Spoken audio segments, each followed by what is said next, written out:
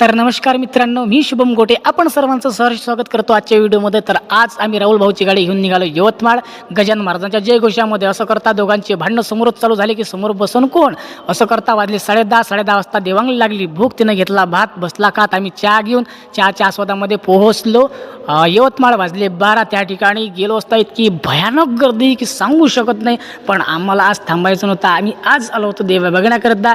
तर तुम्ही step by step आता देवींचं डेकोरेशन बघा, सजावट बघा। बाहेरचे सजावट आहे देवीजवळ मी जाऊ शकत नव्हतो कारण पब्लिक भरपूर होती, रविवार असल्यामुळे। देवीच्या हातामध्ये त्रिशूल बघा, तलवार बघा, त्या ठिकाणी शत्रूचा संहार करत आहे आणि राक्षस तितका भयानक होता, त्याच्या चेहऱ्यावरील क्रूरता बघा, जणू काही माझा वध करेल असं। आणि त्याच्यानंतर आम्ही देवी बघत गेलो। तुम्ही बघू शकता सजावट किती अप्रतिम आहे। वाजले 2 पण आम्हीच्या देव्या बघणं काही संपल्या नाही, कारण आम्ही त्याच्यासाठी आज आलेलो होतो। सजावट भरपूर भारी होती, मी सांगू शकत नाही, तुम्ही व्हिडिओमध्ये फक्त बघा। असं करता मला येत होती झोप, पण झोपायचं नव्हतं आज, कारण आजची रात्र म्हणजे सोन्याची रात्र होती आणि देव्या बघत गेलो। तुम्ही बघू शकता आतमधली इतकी सुंदर अशी सजावट आहे, अप्रतिम। आतमध्ये देवी बघा, आजूबाजूनं सुद्धा भरपूर अशी सजावट आहे।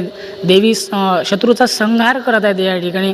वाजले 3 पण कोणी वाटत नव्हतं की 3 वाजले, असं सकाळचं वातावरण वाटत होतं।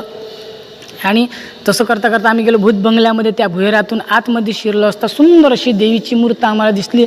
मन खूप प्रसन्न झालं, आमचा पूर्ण थकवा निघून गेला।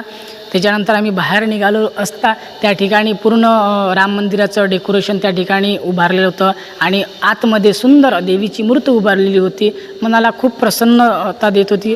त्या ठिकाणी केदारनाथचं सुद्धा दर्शन घेऊन फक्त एक शेवटची देवी उरली होती, ती म्हणजे लोकमान्य नगरमधली। त्या ठिकाणी गेलो असता बंजारा पॅटर्नमध्ये सुंदर देवीचा शृंगार त्या ठिकाणी केलेला होता।